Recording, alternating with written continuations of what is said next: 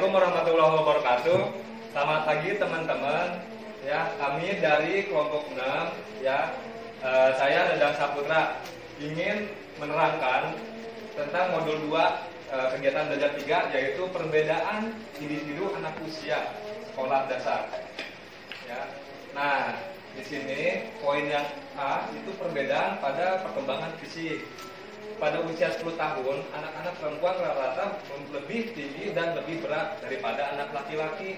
Namun setelah usia 12 atau 13 tahun, anak laki-laki menyusul, ya, bahkan lebih berat dan lebih tinggi daripada anak perempuan.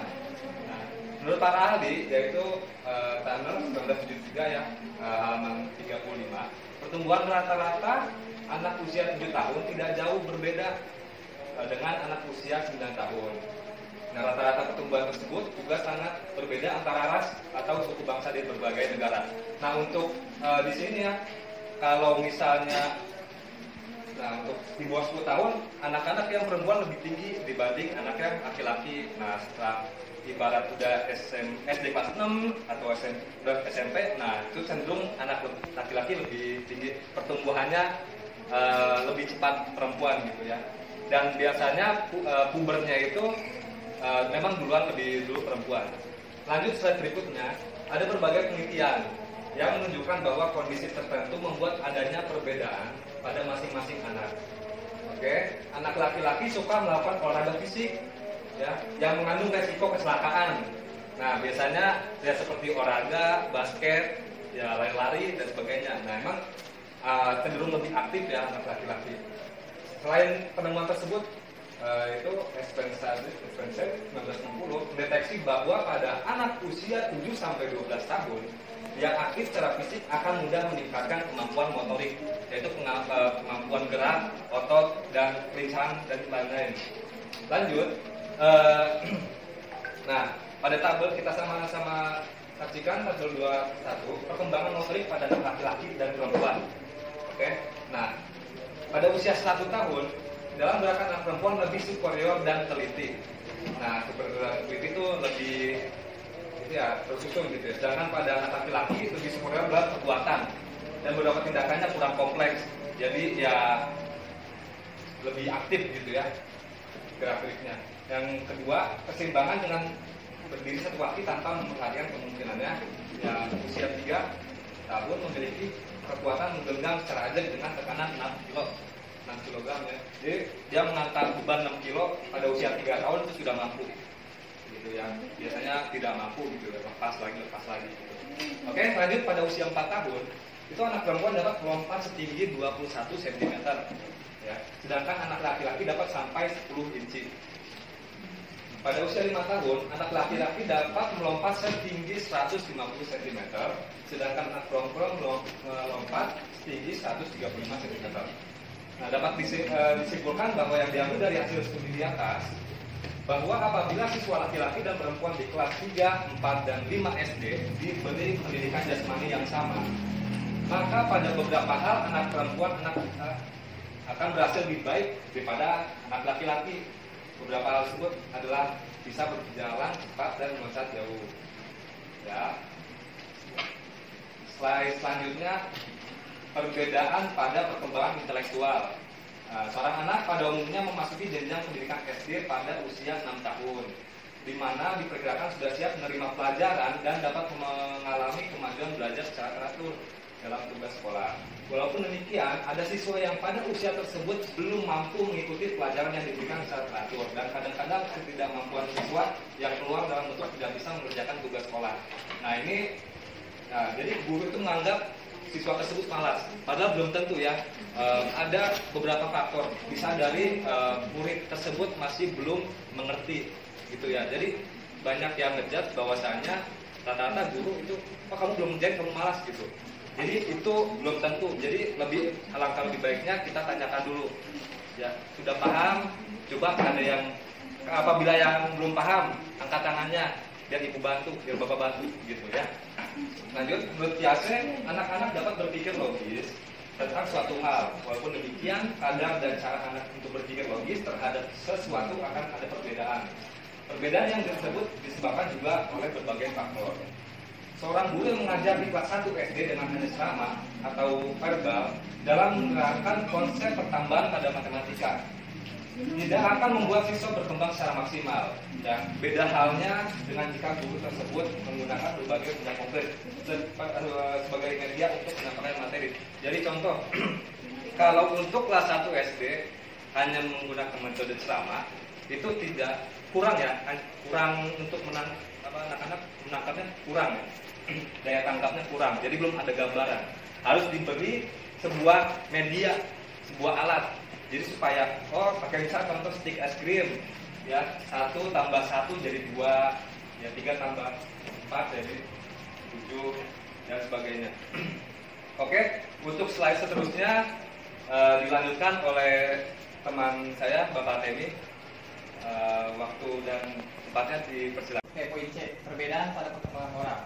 Perbedaan yang dapat terjadi pada aspek perkembangan moral pada individu banyak tergantung dari lingkungan yang terdiri dari lingkungan keluarga, teman sebaya, dan masyarakat yang membuat perbedaan pada perkembangan moral seseorang. 1. Menurut Piaget dan tahapan moral.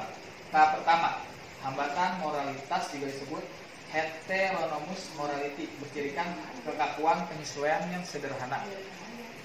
Para remaja melihat sesuatu seperti hitam dan putih tidak kelabu, jadi cukup tegas karena mereka egosentrik. Tahap pertama, mereka berpendapat bahwa peraturan tidak dapat berubah, sehingga perilaku seorang dapat betul atau salah. Sekalipun demikian, anak-anak juga seringkali tidak menurut atau taat pada peraturan. Tahap kedua, moralitas kerja, disebut autonomous morality, bercirikan moral yang fleksibel, yaitu anak-anak telah matang banyak bergaul dengan teman sebayanya. Orang dewasa, mereka kurang bersifat egosentrik. Mereka berpendapat bahwa tidak ada sesuatu yang tidak dapat diubah. Teman-teman, ini seperti kita lihat di sini ada aspek moralitas, yaitu menurut pandangan seorang anak memandang suatu tindakan baik atau buruk, berpendapat bahwa tiap orang melihatnya dengan cara yang sama. Anak tidak dapat mengganti orang lain. Jadi di sini ada satu arah, jadi pemikiran mereka hanya satu pandangan gitu, tidak dipengaruhi oleh pandangan yang lain. Terus kerjasama moralitas, anak-anak dapat menggantikan orang lain. Mereka tidak absolut dalam penyesuaian, tetapi melihatnya dari beberapa sudut pandang. Kesungguhan, anak menyesuaikan tindakan dengan penuh tanggung jawab. Terus kerjasama moralitas, beberapa tindakan penyesuaian anak berdasarkan kesungguhan bukan karena konsekuensi. Peraturan, anak-anak tunduk pada peraturan sebab sakral dan tidak dapat diubah. Kerjasama moralitas, anak-anak mengenal bahwa peraturan dibuat oleh manusia dan dapat diubah oleh manusia. Anak-anak menurut dirinya dapat membuat peraturan seperti orang lain. Jadi di sini anak bisa bertindak sesuai dengan keinginannya masing-masing. Nah, terus hormat pada kekuasaan. Hormat secara unilateral, mendorong pada kewajiban untuk menghargai peraturan orang dewasa. Kerjasama moralitasnya, penghormatan bersifat bersama atas kekuasaan, dan teman mendorong anak menilai pandangan dan kemampuan yang adil terhadap orang lain sebenarnya. Hukuman, anak sangat takut pada hukuman. Anak merasakan bahwa hukuman itu sendiri merupakan kesalahan atas tindakan-tindakan buruk apabila menghindari hukuman.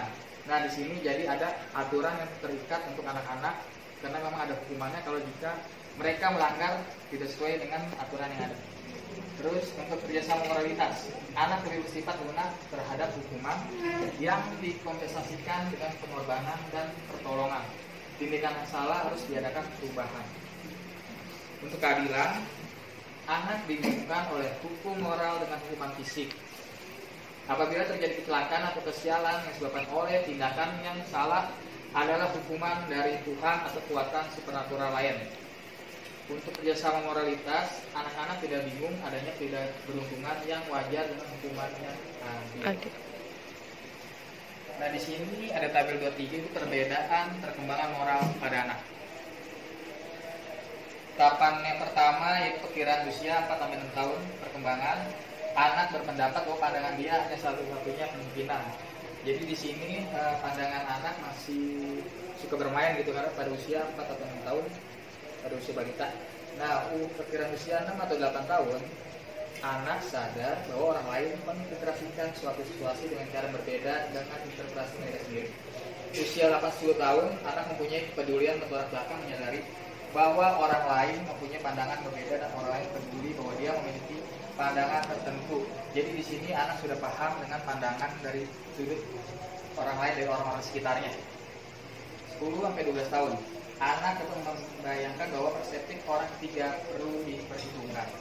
Untuk remaja, orang-orang sadar bahwa komunikasi dan pengambilan peranan tidak selalu dapat menyelesaikan masalah untuk mengatasi nilai-nilai lawannya. Nah, di sini remaja sudah bisa menentukan keputusannya sendiri. Ya, untuk selanjutnya, paparan selanjutnya dilanjutkan oleh teman saya, Bu Endah. Bu Endah di silakan. 3. Terima kasih Bapak Temi. Sekarang saya akan menjelaskan tentang Colbert dan alasan moral. Colbert melukiskan 3 tingkatan alasan moral sebagai berikut, yaitu 1, tingkat 1 yang disebut prakonvensional morality untuk anak usia 4 sampai 10 tahun. Nah, tingkat 2, konvensional morality, yaitu untuk anak berusia 10 tahun sampai dengan 13 tahun. Dan tingkat 3, post konvensional morality untuk anak usia 13 tahun atau lebih. Next.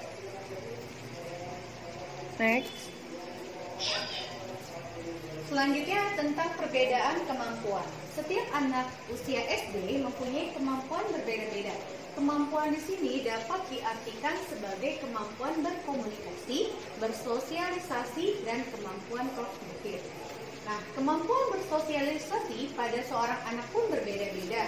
Seorang anak yang sudah terbiasa ikut ibunya ke pengajian misalnya atau arisan akan mempunyai sikap yang berbeda dalam menyikapi teman-temannya. Dengan cara lain, masyarakat pada usia sekolah dasar mencerminkan pada perubahan-perubahan yang terjadi dalam masyarakat luas. Anak-anak sekarang hidup sangat berlainan pada waktu dahulu. Perubahan tindakan orang tua juga merupakan perbedaan tertentu. Selanjutnya akan dipaparkan beberapa hasil penelitian tentang bagaimana anak-anak meluangkan waktunya. Next. Nah, di sini adalah tahap-tahap persahabatan, ya. Tahapan persahabatan sementara, misalnya untuk anak usia 3 sampai 7 tahun, yaitu bersifat egosentris. Itu mereka berpikir hanya sementara mengenai sesuatu yang mereka inginkan dari hubungan. Lalu menilai teman hanya untuk materi atau ciri-ciri fisiknya, misalnya kegagahan, badannya tegap, cantik, dan sebagainya. Tahapan bantuan satu arah, yaitu pada usia 4 sampai 9 tahun, anak-anak membatasi teman sebagai seseorang yang arah mau mengerjakan sesuatu sebagaimana dilakukan oleh temannya. Lalu tahapan yang ketiga, 2 cara bekerja sama. Pada usia 6 sampai 12 tahun, persahabatan melibatkan masalah menerima dan bekerja sama, memberi, namun masih ada unsur membedakan kepentingan diri daripada kepentingan orang lain. Lalu, keintiman bagi hubungan dua belah pihak. Untuk anak usia 9 sampai 15 tahun, anak-anak memandang persahabatan seperti dua yang berlangsung lama, sistematik, perhubungan yang belah pihak, serta komit untuk memecahkan masalah lebih daripada apabila mereka mengerjakan sesuatu masing-masing. Nah, yang terakhir adalah kebebasan secara otomatis untuk anak usia 12 sampai dengan seterusnya. Seterusnya sampai remaja ya. Anak-anak saling menghargai kebutuhan temannya secara otomatis. Dan seterusnya untuk keduanya saling bergantung atau memiliki otonomi. Next. Cukup sekian, terima kasih presentasi dari kelompok 6 kami. Wassalamualaikum warahmatullahi wabarakatuh.